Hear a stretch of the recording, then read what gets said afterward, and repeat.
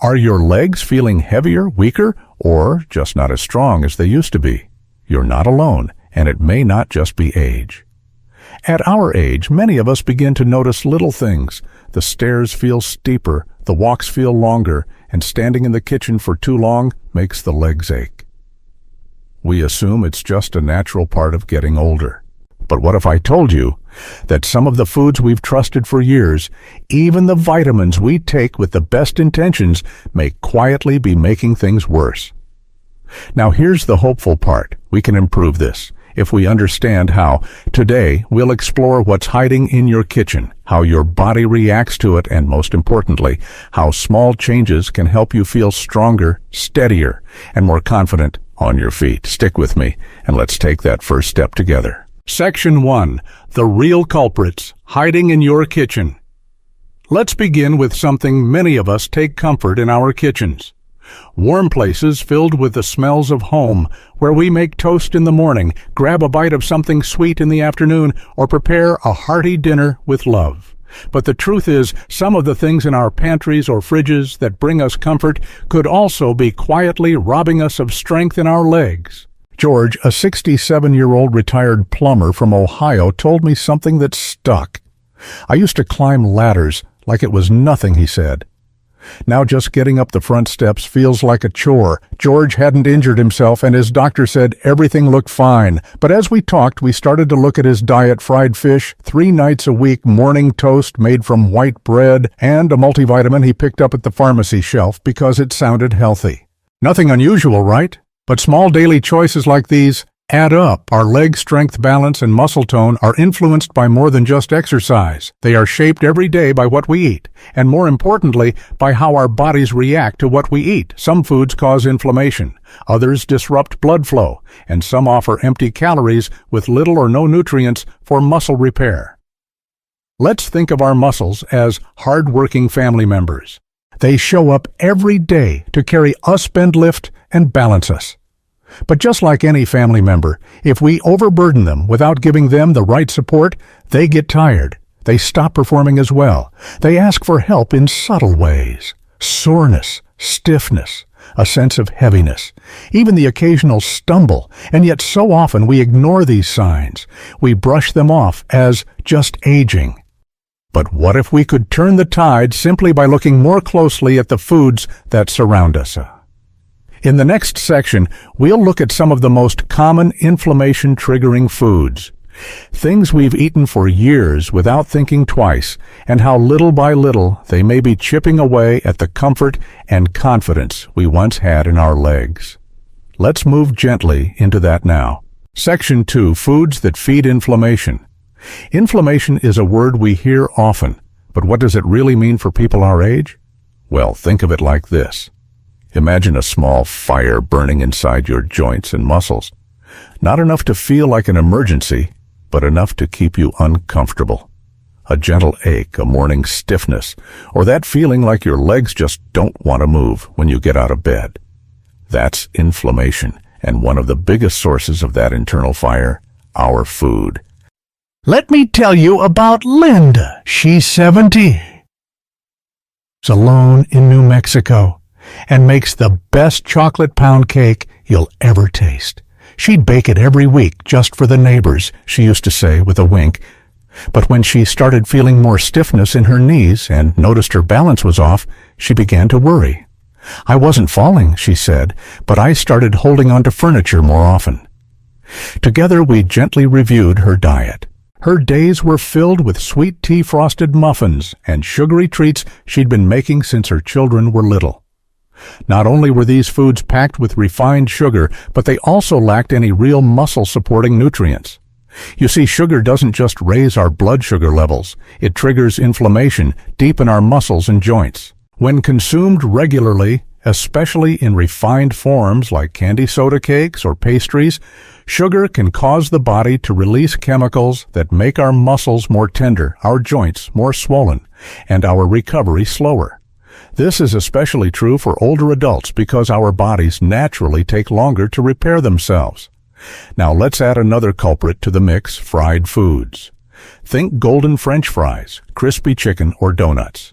Tasty, sure, but the oils used in most fried foods are rich in something called trans fats.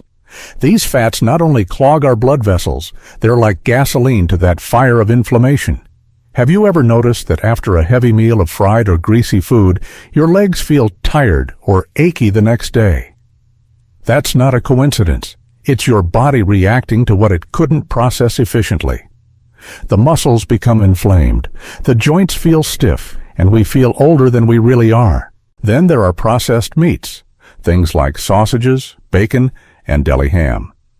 These contain high levels of preservatives and sodium, which can cause the body to retain fluid and trigger systemic inflammation, that swollen feeling in the ankles or knees after a salty meal. It's not just water weight, it's your body signaling discomfort. But here's the hopeful part. We don't have to give up all the pleasures of life to feel better.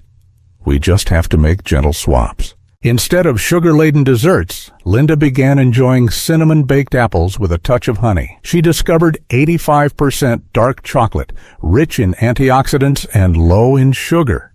At first, it was too bitter, she admitted, but now I crave it more than candy.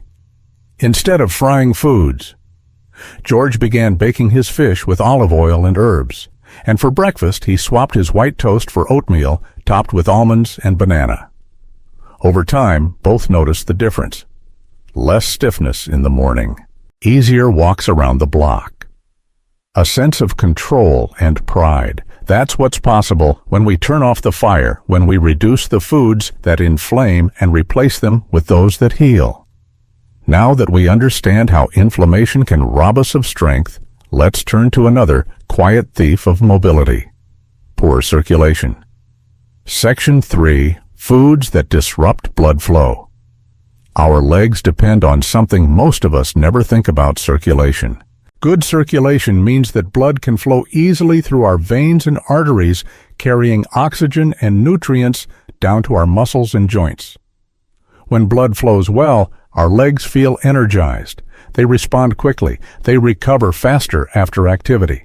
But when blood flow is restricted because of poor diet, dehydration, or years of unnoticed habits, our legs pay the price.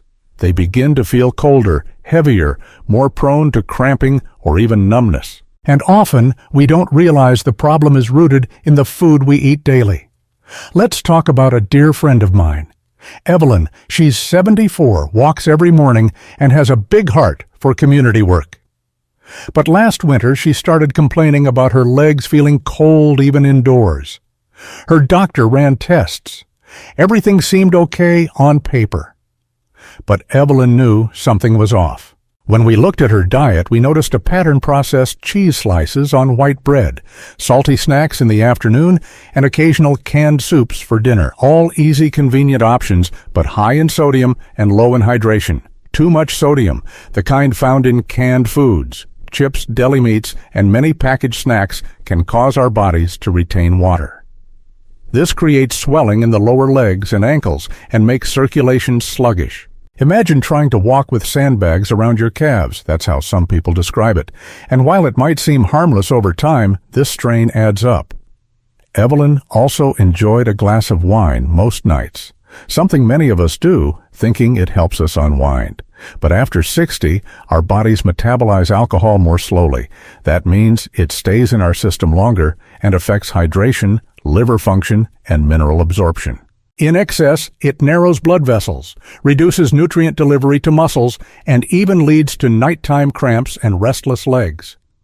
Then there's processed cheese, the kind that comes in individual plastic wrappers or melts perfectly in a sandwich. These products are often packed with sodium artificial phosphates and very little real protein. Unlike natural cheeses like cottage cheese or ricotta, these ultra-processed versions offer little benefit and can actually harden our arteries over time by disrupting the mineral balance in our blood. And don't forget the humble canned food soups, vegetables, beans. On the surface, they seem like convenient meal starters, but many are loaded with preservatives and excessive salt, especially older brands that haven't adapted to newer health standards. That added salt reduces the elasticity of our blood vessels, making it harder for the heart to pump blood down to our legs efficiently. When blood doesn't flow well, Your muscles don't get what they need. Oxygen becomes scarce. Nutrients don't arrive. Waste products from movement linger in the tissues instead of being cleared away. That's when we start feeling leg fatigue after a short walk or waking up with sore calves. But here's the wonderful news. Improvement can start within days simply by helping your body flow more freely. Evelyn made a few gentle changes.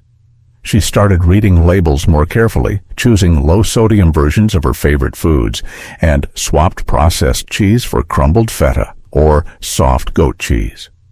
She began adding fresh herbs, garlic, and olive oil to her cooking instead of reaching for pre-made sauces. And most importantly, she increased her water intake. Many of us underestimate the role hydration plays in muscle and vascular health. Drinking more water helps flush out excess sodium and keeps the blood at a healthy consistency, making it easier to flow and deliver those precious nutrients. She also started drinking herbal teas, things like hibiscus, which naturally support blood pressure. Little rituals like these aren't just good for the body, they're soothing for the spirit too. Within a few weeks, Evelyn felt a difference. Her legs felt warmer, her energy returned, and she didn't need to clutch her robe tightly each morning from the cold creeping up her calves. So as we pause here, let's take a breath and think what in our kitchen could be narrowing the flow of life through our legs. Let's not blame ourselves. Many of these habits come from what we were taught, what was available, or what simply made life easier. But now, with this knowledge, we have a choice to support our circulation and, in turn, regain some of that freedom we may have thought was gone for good. But what if I told you there's one more place where we've unknowingly been letting weakness sneak in, not in our meals, but in the very vitamins we take to feel stronger? Let's look at those next. Section 4. The Forgotten Danger in Everyday Supplements. Now let's take a look inside a place that many of us assume is always doing us good, our medicine cabinets. At our age, it's common to take a few supplements each day. A multivitamin here, a calcium tablet there, maybe even some vitamin D or A to stay strong. We do it with love and care for our bodies. We want to protect our bones, our immune system, our energy, and most of us were told that more vitamins mean more health. But just like with food, balance is everything. Too much of something, even something healthy, can quietly cause problems. And when it comes to leg strength, mobility, and muscle function, there are two vitamins in particular we need to approach with care, vitamin A and vitamin D. Let me tell you about George, again, our retired plumber friend. After he changed his diet and started walking more regularly, he was feeling better, but something still wasn't right. He had begun experiencing muscle cramps in his thighs, strange sudden spasms that seemed to come from nowhere. He also had trouble getting up from low chairs, something he never used to struggle with. When we looked closer, it wasn't just the food. George had been doubling up on supplements. He was taking a multivitamin in the morning and a separate high-dose vitamin A supplement in the evening for his eyesight, he said. The truth is, too much vitamin A, especially from supplements, can be harmful, particularly for older adults. Our bodies store excess vitamin A in the liver and fat tissue, and unlike water-soluble vitamins, which the body can eliminate through urine, vitamin A builds up. This buildup can cause symptoms that mimic joint or muscle issues, soreness in the legs, stiffness in the back, and a feeling of muscular weakness. In some cases, it even interferes with how our bodies use magnesium and calcium, two minerals critical for healthy muscle contraction and bone support. In George's case, he didn't need more vitamin A. His regular meals already included liver once a week, carrots and leafy greens, all natural sources of vitamin A. With the added pills, he was tipping into what's known as hypervitaminosis, a condition where excess vitamin A starts to create harm instead of help. We scaled his supplements back, and after just 2 weeks, the cramps lessened. Within a month, he said, "It's like my legs woke back up." And then there's vitamin D. We all know it's important for bones. Many of us are told to take it, especially if we don't get a lot of sun. And yes, it does help the body absorb calcium, but too much of it can cause its own cascade of issues. High levels of vitamin D can raise calcium in the blood, a condition called hypercalcemia. This can make muscles feel tight, overworked, or even cause them to twitch. People describe sensations like burning legs or pins and needles, especially at night. Linda, our baker from New Mexico, had started taking 10,000 IU of vitamin D every day because her neighbors swore by it. But she was also drinking fortified milk and taking a multivitamin with extra D. Over time, she began feeling a strange tightness in her thighs and calves. She thought it was her arthritis, but it wasn't. After a simple blood test, her doctor found her vitamin D levels were well above the safe range.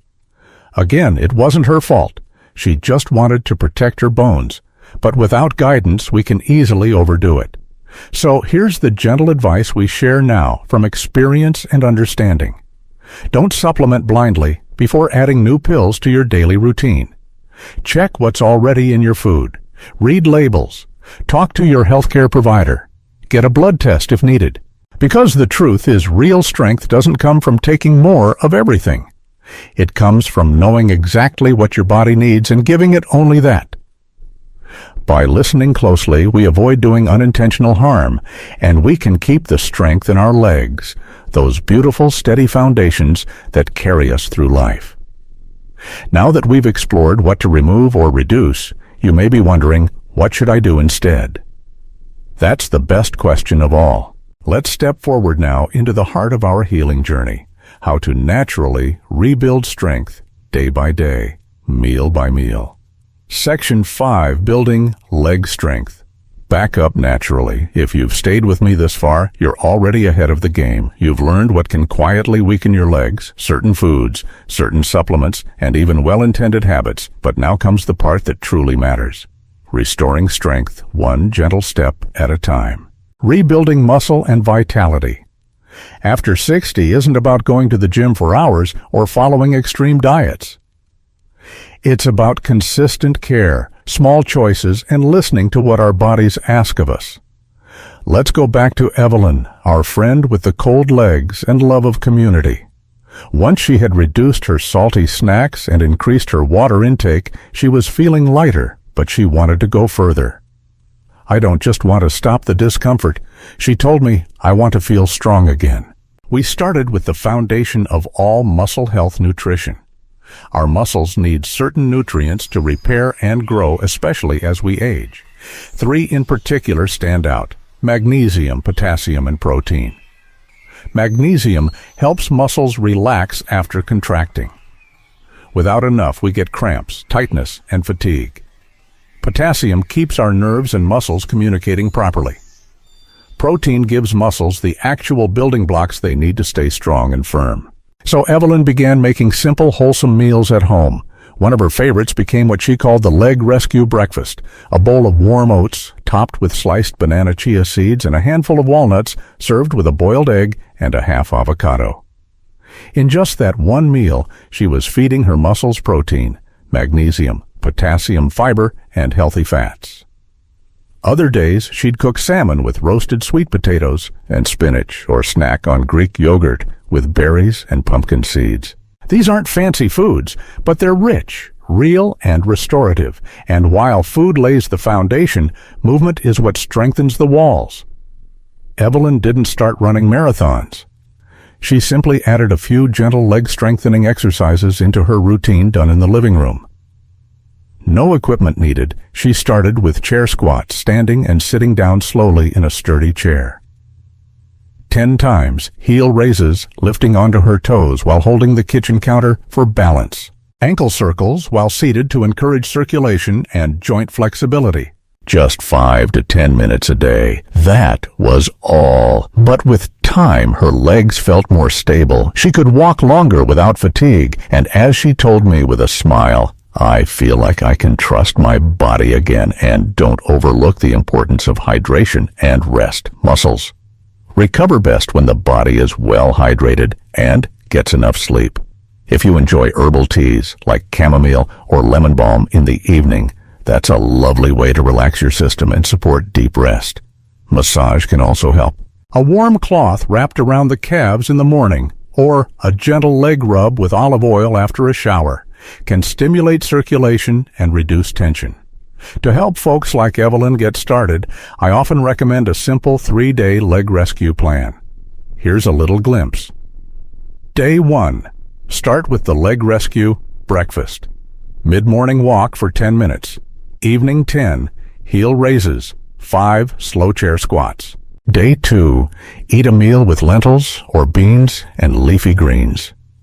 Hydrate. Well, aim for 6 to 8 glasses of water. Evening massage, legs with warm cloth or natural oil. Day 3. Breakfast with whole grains and protein. Midday ankle rolls while seated, a 5-minute leg stretch. Evening herbal tea and early sleep. That's it. No pressure, no intensity. Just consistency and care, because your legs aren't just muscles and joints. They're your independence. They carry your stories, your strength, your memories, from dances in the kitchen to walks through the park with grandchildren. Now let's take one final look at what we've learned and what matters most moving forward. Section 6. What to remember. Moving forward. As we reflect on everything we've talked about today, I want to share something that's as true for you as it is for me and for every friend or neighbor who's felt their legs grow weaker with time. It's never too late to feel stronger. We may not move the way we did in our 30s, but that doesn't mean we're helpless. Far from it. In fact, one of the most powerful things about being in our 50s, 60s, 70s, or beyond is this. We know how to listen to the people around us, to the changes in our body, and when we slow down enough, even to ourselves. So let's gently revisit the steps we've taken today, not as a checklist, but as a conversation, a reminder. We began with food, our first medicine, our daily fuel.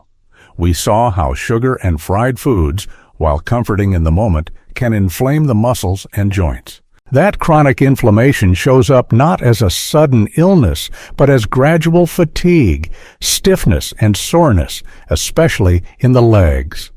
We learned about processed meats and pastries full of artificial preservatives and low in nourishing minerals.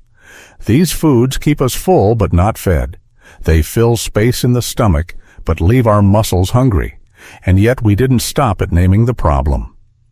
We also found gentle, joyful swaps, baked apples with cinnamon instead of heavy sweets, roasted vegetables drizzled in olive oil instead of fried sides, meats prepared at home with herbs and garlic instead of factory-made slices packed with salt. Then we walked into the hidden world of circulation, the river of life flowing through our veins. When it flows freely, we feel light and energized. When it slows, we feel heavy and tired. We talked about salt-heavy snacks, processed cheese, canned goods, and alcohol, not to judge or forbid, but to shine a little light. So many of these foods are part of our habits because they were once part of our survival. Quick meals after long days. Tastes passed down through generations. But now, with the knowledge we carry, we can update those traditions. We can protect our veins and muscles by choosing lower sodium options, drinking more water, and embracing natural flavorings.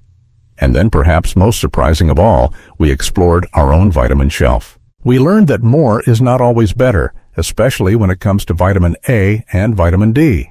We saw how George's muscle cramps weren't from aging, but from an excess of vitamin A supplements. We saw how Linda's stiff, burning legs weren't arthritis, but hypercalcemia caused by too much vitamin D. That's the challenge with supplements. They're powerful, they can heal, but if misused, they can also harm. That's why we must always approach them with care, guided by medical advice, not marketing promises. But perhaps the most empowering part of our journey today was this, the pathway forward.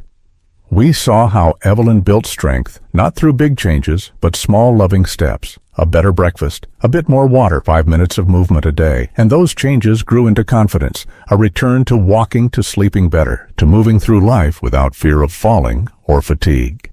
I know some of you watching might feel discouraged. Maybe your legs ache right now. Maybe stairs make you nervous. Maybe you've fallen recently or felt embarrassed by how easily you tire. If that's you, I want to say something plainly from one person to another. You're not broken, you're not behind, and you haven't run out of time. Strength is not a number on a chart. It's not how fast you can walk or how much weight you can lift. Strength is choosing to care for yourself, to keep learning, to try something new today that your future self will thank you for. So what does moving forward look like? Maybe it means switching white bread for something heartier, like sprouted grain, toast with nut butter. Maybe it means taking your coffee break outside for fresh air and sunshine. Maybe it's checking in with your doctor before refilling that supplement bottle. Maybe it's standing up during commercials to stretch your legs. Tiny changes, gentle shifts, they matter. And here's a secret I've found to be true. As our legs grow stronger, so does our spirit. We stand taller, not just physically, but emotionally. We feel more capable. We take longer walks, accept more invitations, and say yes to things we once hesitated to try, because when our legs feel dependable, we feel free. So here's what I hope you'll remember most. That strength lives inside you, even if it's been quiet lately. That knowledge is power, but only when paired with kindness and action. That health is not about perfection, it's about progress at your pace. And that no matter your age or your past, you have the ability to support your legs, your body, and your future, starting with your next step. Now let's bring all of this home. Your legs carry you through life, but they can only do that if you give them the right support. You now know which habits quietly wear them down, and which simple, loving choices can help restore your strength, balance, and energy. And remember, you don't have to give up your favorite foods. You just need to choose them more mindfully. You don't have to stop taking vitamins, but you do need to know what your body truly needs. And you don't have to chase youth to feel strong. You simply have to honor where you are and take small steps forward. If you found today's conversation helpful, I'd be honored if you'd subscribe. Share this with someone you care about or leave a comment below. We're building a warm, supportive place for senior health together. Until next time, be kind to your body, trust your journey, and take that next step forward one day. One choice, one stronger leg at a time.